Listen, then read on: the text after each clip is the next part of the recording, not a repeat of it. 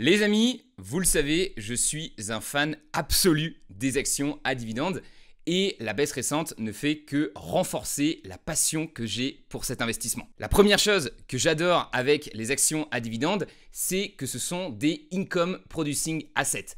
Autrement dit, en français, des actifs qui produisent du cash. Dans le monde de l'investissement, il existe malheureusement beaucoup d'actifs qui ne produisent aucun revenu et qu'on achète principalement dans l'espoir de pouvoir les revendre un jour plus cher à son voisin. L'or, le vin, les montres, les NFT.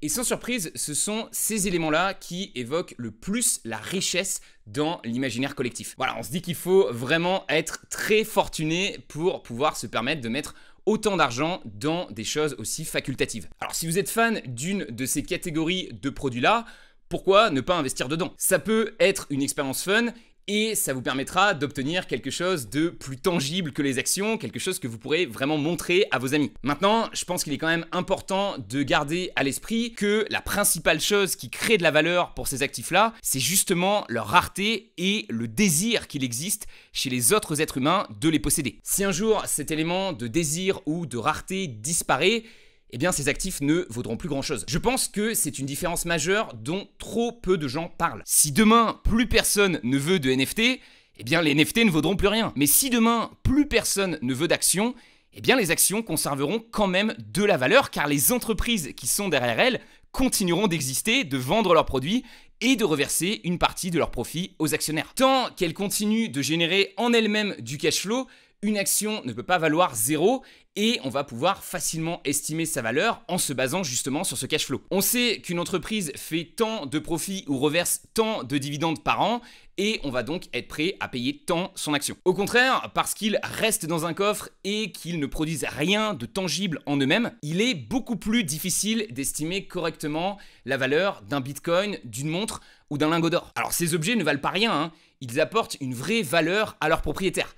Le problème, c'est que cette valeur est très subjective et qu'elle peut beaucoup varier dans le temps. C'est d'ailleurs pour ça que la majorité des bulles spéculatives se déroulent sur ces actifs sans cash flow. Ils ne produisent pas de revenus, donc ils n'ont pas d'ancrage dans le réel et rien ne les empêche de monter à des prix délirants. À cause de ces différents risques, je préfère personnellement investir la grande majorité de mon patrimoine dans la deuxième catégorie, celle des actifs à cash flow, ceux qu'on va pouvoir beaucoup plus facilement estimer et qui produisent une valeur réelle dans l'économie. Et je vois globalement trois grandes classes d'actifs qui correspondent à cette description. On a les actions. Vous devenez propriétaire d'une entreprise et vous recevez en échange des dividendes.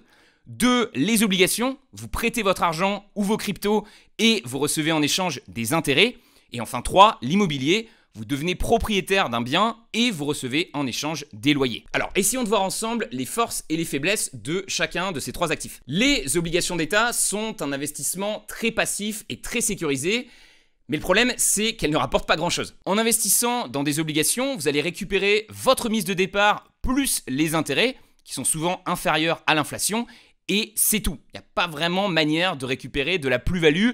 Éventuellement, vos obligations peuvent s'apprécier un peu si les taux d'intérêt baissent, mais ça reste très limité. En prêtant des cryptos plutôt que des devises classiques, vous pouvez vraiment booster vos intérêts et passer de 2-3% par an sur les obligations d'État à 8-10% par an sur les cryptos. Le problème avec ça, c'est que vous allez aussi booster vos risques. En 2022, de nombreuses plateformes de stacking célèbres comme Voyager ou Celsius ont fait faillite. Et aujourd'hui, on a des centaines de milliers d'investisseurs qui attendent toujours de pouvoir récupérer leur argent de ces sites-là. Il y a même des protocoles tout entiers de stablecoin, des cryptos qui étaient censés rester stables et toujours valoir $1, qui sont tombés à zéro. Vous avez probablement entendu parler de l'affaire Terra Luna, par exemple. Il y a tellement eu d'abus qu'aujourd'hui, le conseil que j'entends le plus chez les investisseurs crypto, c'est sortez vite vos cryptos de ces sites-là et mettez-les sur une clé offline du type Ledger afin de garantir leur sécurité. Bon, c'est bien, mais du coup, en faisant ça, on perd complètement l'aspect générateur de revenus de l'actif. On est de retour sur quelque chose qui reste dans un coffre et qui ne produit rien de tangible. Après, on a l'immobilier qui apporte une valeur tangible, qui produit des revenus passifs sécurisés et qui peut offrir des rendements long terme sympathiques, même avec un petit capital de départ grâce à l'emprunt bancaire. Par contre, il va souvent falloir faire une croix sur le côté passif. Recherche du bien, financement, travaux, notaire, mise en location, gestion.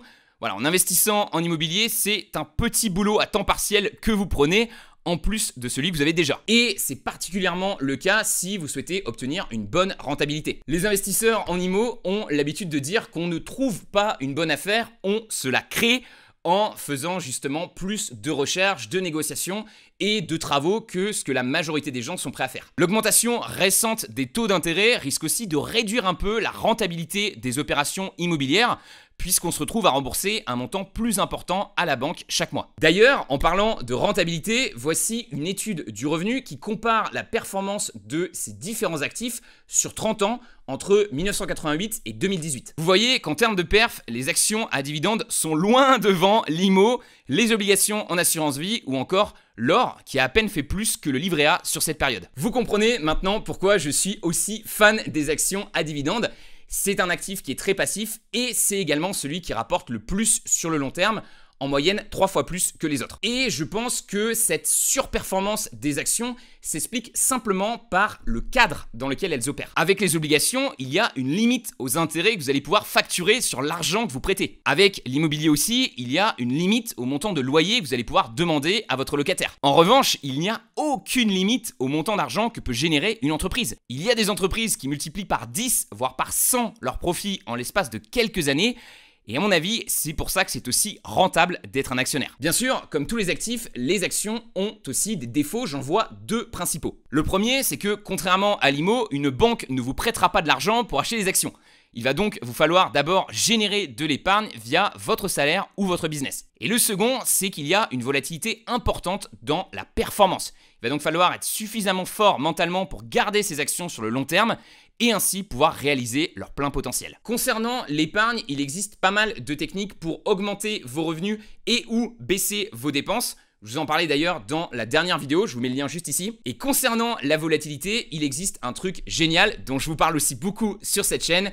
Vous l'avez deviné, ce sont les dividendes. Cette étude montre que durant les périodes de crise, comme celle qu'on vit en ce moment, la valeur des actions baisse en moyenne de 34%, tandis que la valeur des dividendes ne baisse en moyenne que de 0,5%. Alors, je vous pose la question, les amis, laquelle de ces deux sources de revenus préférez-vous utiliser pour vivre au quotidien? Celle qui, durant les crises, baisse en moyenne de moins 34% ou celle qui, durant les crises, ne baisse en moyenne que de moins 0,5%?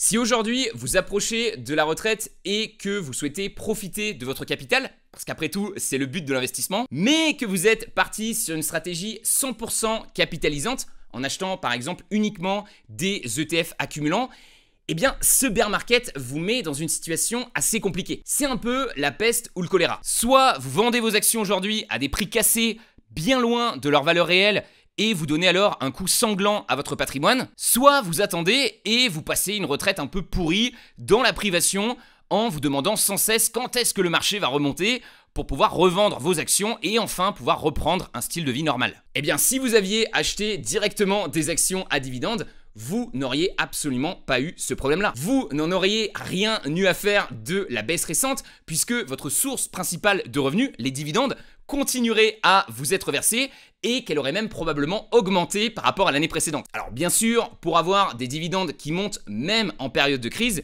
il faut sélectionner les bonnes entreprises. Si vous prenez le premier ETF distribuant qui passe juste parce qu'il verse de gros dividendes, eh bien vous risquez d'être assez déçu de vos résultats. Regardez par exemple l'évolution annuelle des dividendes du Vanguard FTSE All World. C'est le deuxième ETF à dividendes le plus acheté en Europe. Clairement, c'est les montagnes russes. On n'a aucune stabilité dans les paiements.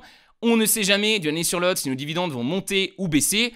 Et il est donc impossible d'y compter dessus. Maintenant, comparez ça à la même évolution, mais sur les actions du portefeuille Trident. Boum! Pas une seule année de baisse et 8% par an de croissance organique. En sélectionnant les bonnes actions, vous pouvez donc nettement améliorer la croissance annuelle de vos dividendes et faire en sorte d'être payé un peu plus chaque année sans même avoir besoin de rajouter du capital. En fait, ce sont vos entreprises qui vont se charger d'augmenter vos revenus passifs. Vendredi dernier, par exemple, l'entreprise Lockheed Martin m'a annoncé qu'elle allait me payer 7% en plus en dividendes chaque année. Comment voulez-vous que j'arrive à m'inquiéter de la baisse actuelle du marché lorsque mes entreprises m'annoncent des augmentations comme ça, que je vois ce que je vais recevoir en dividendes sur les 30 prochains jours et que je bats sans arrêt mes records de revenus passifs chaque mois? J'ai perçu 704 € de dividendes net d'impôts au mois de septembre, ce qui me fait donc une moyenne de 535 € par mois pour 2022. La manière dont je le vois, c'est que mon compte de bourse est devenu une véritable machine à imprimer de l'argent. Tous les jours, cette machine me donne 18 € et je peux les dépenser comme bon me semble, puisque le lendemain, il y aura de nouveau 18 €. Je sais aussi que ces 18 € augmenteront de manière automatique à 8% par an, et que cette augmentation pourrait même être plus importante que ça si je rajoute du capital sur les marchés, en particulier en ce moment. En fait, quand on est un investisseur dans les actions à dividendes, on adore les crises, car non seulement nos dividendes continuent d'augmenter, mais en plus de ça, on obtient de bien meilleures rentabilités sur les nouveaux achats qu'on effectue. Regardez un peu les promos qu'il y a en ce moment sur les actions Trident. Comcast, 3,51% de rendement en dividendes annuel. C'est 73% de plus que sa moyenne des 5 dernières années. Free-M, 5,17% de rendement en dividendes à l'heure actuelle. C'est 56% de plus que sa moyenne. Ou encore VFC, 6,27% de rendement en dividendes. C'est 154% de plus que sa moyenne des 5 dernières années. Et là, je suis pas en train de vous parler de petites entreprises qui viennent de débarquer sur le marché.